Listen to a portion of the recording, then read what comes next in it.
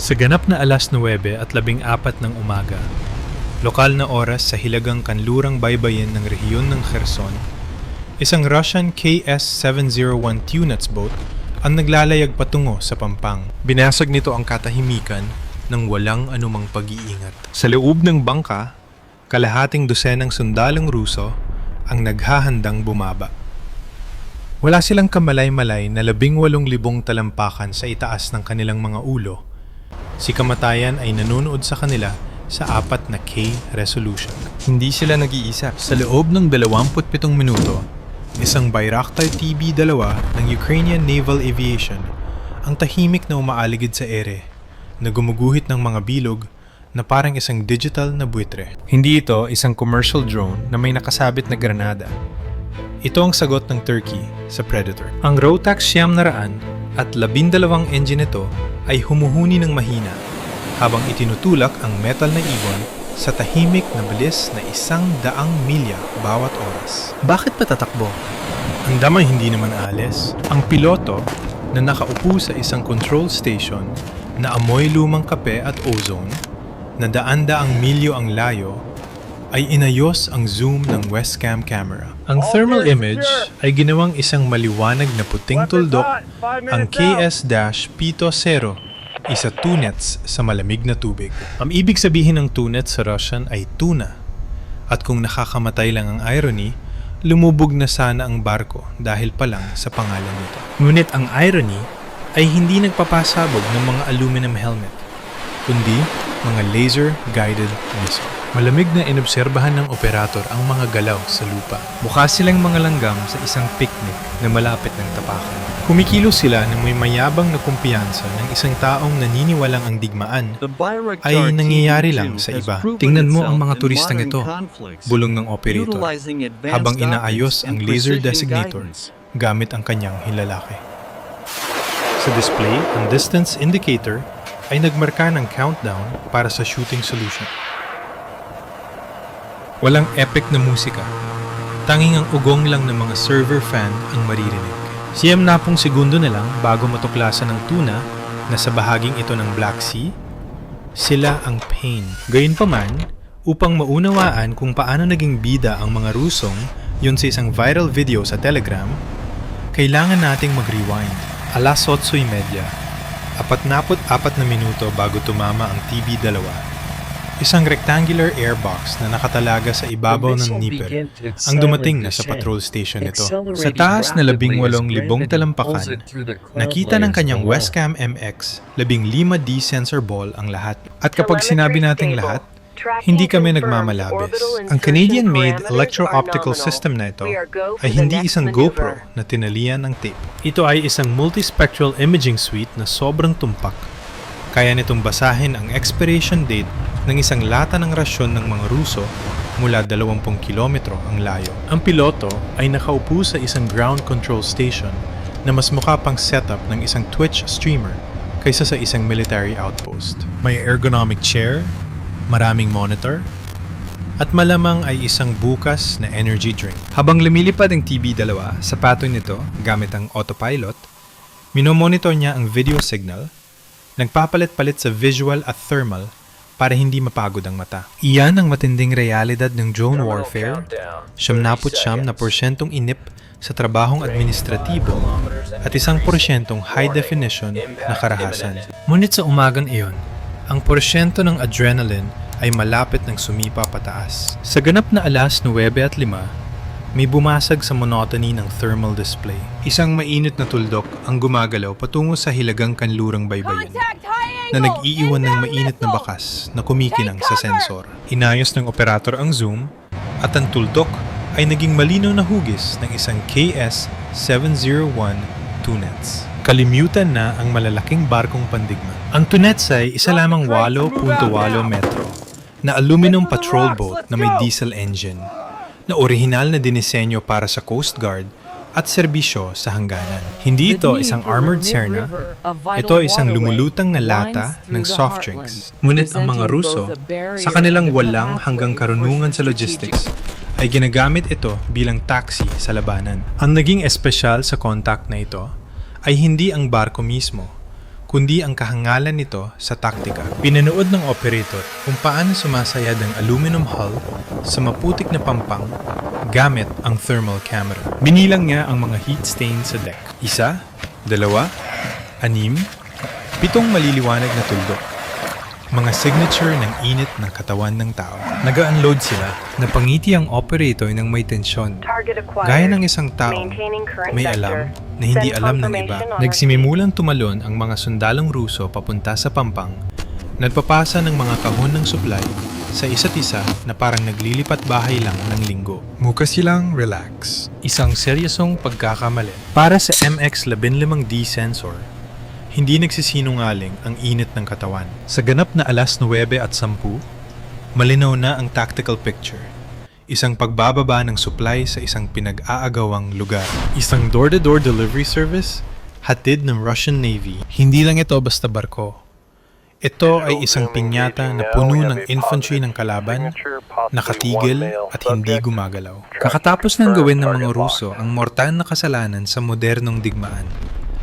Ang tumayo ng tahimik sa ilalim ng maaliwalas na langit. Handa na ang tuna. Sa ganap na 9:14, matapos ang ilang minutong pasensyosang pag-aabang, natanggap ng Ukrainian operator sa kanyang earpiece ang 3 salitang magtatakda ng kapalaran ng tunets. Authorized to attack.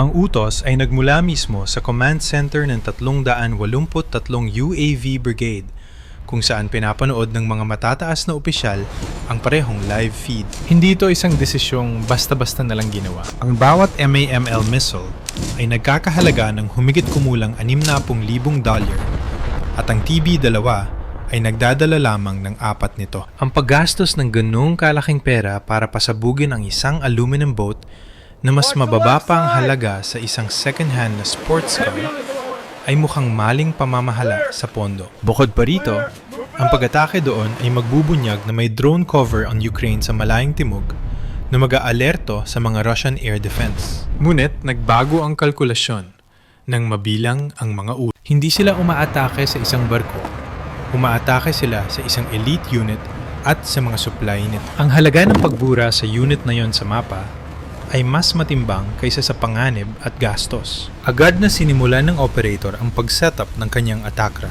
Ang tunets ay hindi pa rin gumagalaw sa pampang. Hindi tulad ng mga karaniwang gumagalaw na target sa negosyo ng drone, ang mga static target ay parang regalo sa Pasko. Nakatanggap ang autopilot ng TB-2 ng mga bagong tagubilin.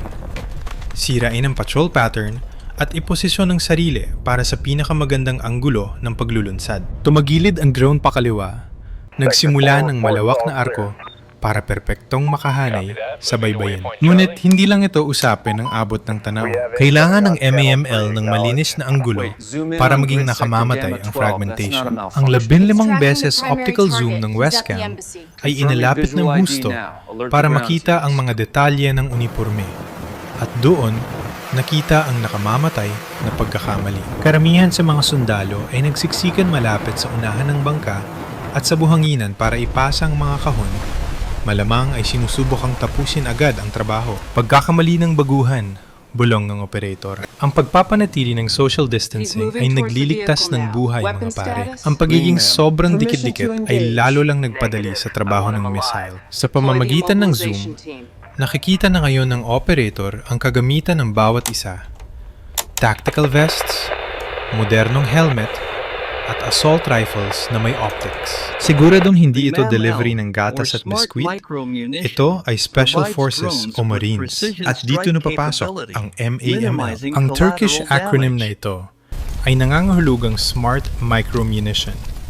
At ito ay isang kahangahangang gawa ng lethal miniaturization. Sa bigat na 23 kilo lamang, mukha itong laruan kumpara sa malalaking cruise missile. Ngunit ang 10 kg warhead nito ay dinisenyo para tumagos sa light armor o, sa kasong ito, gawing confetti at masamang balita ang aluminum structure ng barko. Ang missile ay gumagamit ng semi-active laser guidance system. Ibig sabihin, hindi pwedeng basta na lang mapaputok at makalimot ang TB-2. Kailangang panatilihin ng operator ang laser designator na nakatutok sa target sa buong paglipad ng projectile.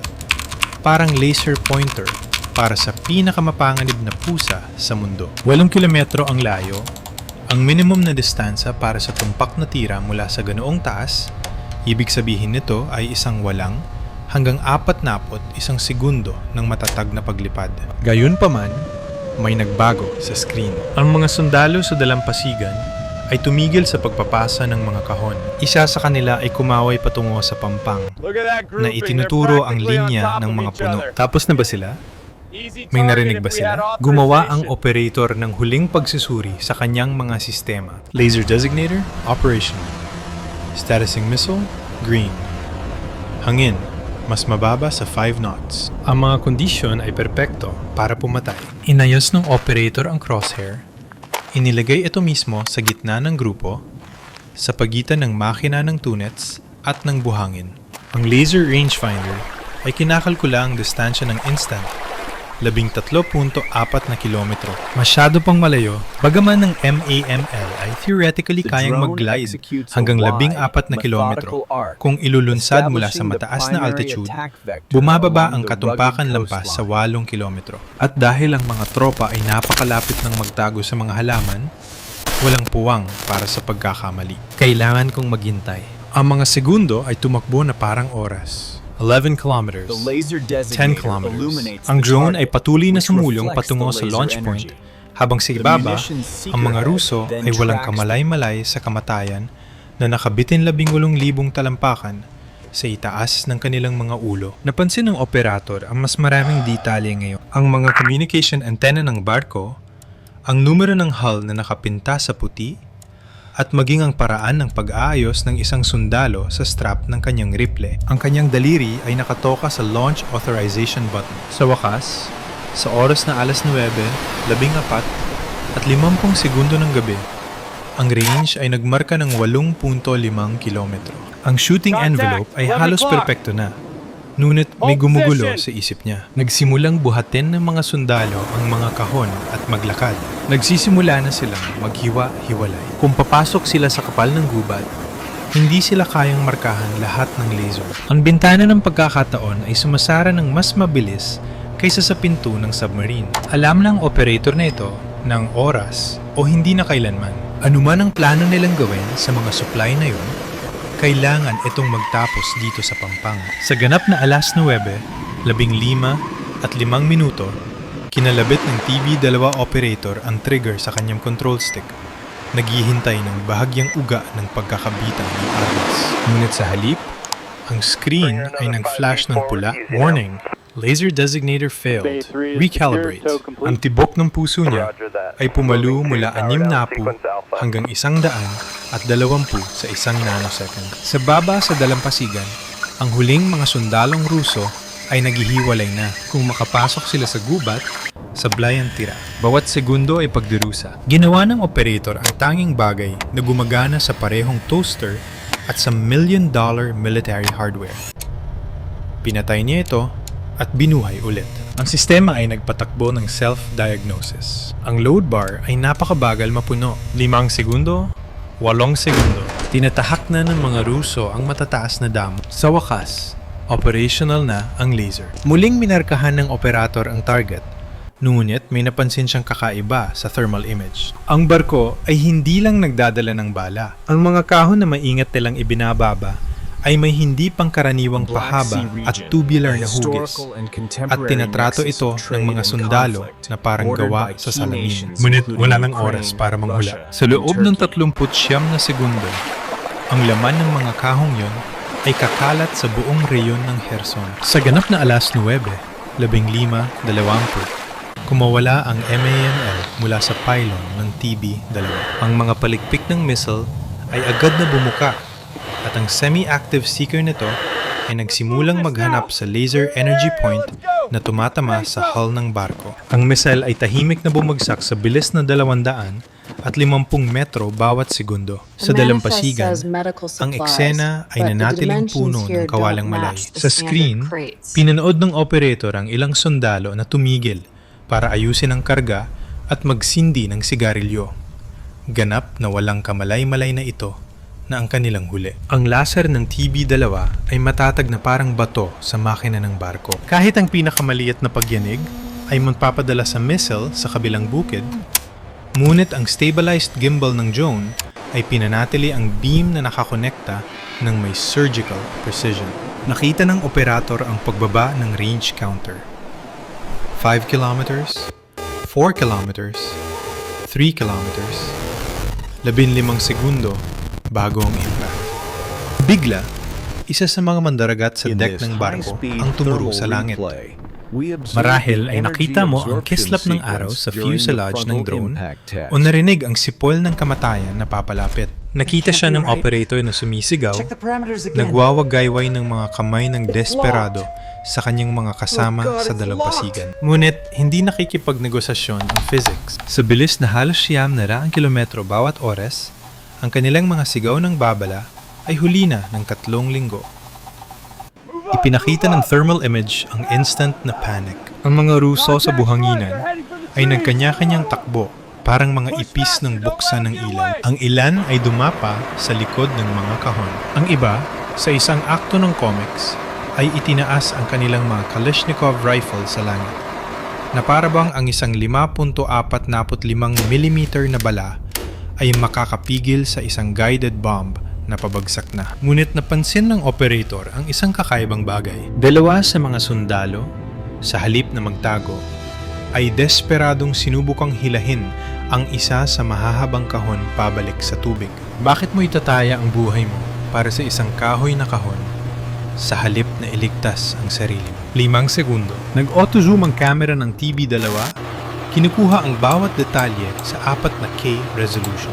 Ang mga Ukrainian intelligence officer na nanonood ng broadcast sa headquarters ay napasubsob palapit sa screen. Ang mga kahong iyon ay may mga partikular na marka. Hindi ito pagkain, hindi ito bala. Ano man ito, ang misyong iyon ay naging pinakamahalagang intelligence finding ng linggo. Impact. Tinama niyang mamal ang gitna ng barko sa ganap na alas 9:15, 23 ng may katumpakan. Ang pangunahing pagsabog ay humati sa aluminum hull ng Tunets na parang murang aluminum foil. Ang shockwave ay agad na nag-vaporize sa 2 sundalong sumusubok, iligtas ang kargamento at inihagis ang iba pa na parang mga manika patungo sa linya ng mga puto. Ngunit tingnan ninyo ang nangyari sa 1.3 segundo mark. Hindi yon pagsabog ng diesel fuel. Ang usok ay hindi itim at mamantika. Ito ay puti, siksik, at naglalabas ng nakabubulag na liwanag kahit sa sikat ng araw. Iyon ay mga specialized demolition loads at thermite na nagluluto. Ang barko ay hindi naghahatid ng routine na supply, naghahatid ito ng isang deep sabotage team. Habang umuulan ng nagliliyab na mga labi sa maputik na tubig ng estuary, nahuli ng kamera ng TB2 ang huling detalye na nagpatayo sa mga analysts sa Kiev mula sa kanilang mga upuan. Isa sa mga kahon na tumilapon ay nasira, na naglantad ng mga cylinder na may pulang banda, military-grade explosives para sa demolisyon ng critical na infrastruktura. Sila ay magpapasabog sana ng tulay o dam. Sa Moscow, may isang general na magkakaroon ng napakasamang umaga. Ang mga frequency ng radyo ng Russia sa lugar ay sumabog sa mga sidyawan at pagkatapos, ganap na katahimikan. Hindi sila nagpadala ng rescue helicopters, walang support boats. Ang operasyon ay inabort ng real time. Ang kaligtasan ng operasyon ay mas mahalaga kaysa sa buhay ng 6 na lalaking kakatapos lang makremate sa isang makalimutang dalampasigan. Pinanood ng PB2 operator ang apoy na nagliliyab ng sandali pa, uminom ng kaunti sa kanyang mainit na energy drink at inilagay ang resulta sa kanyang digital log. Neutralized target.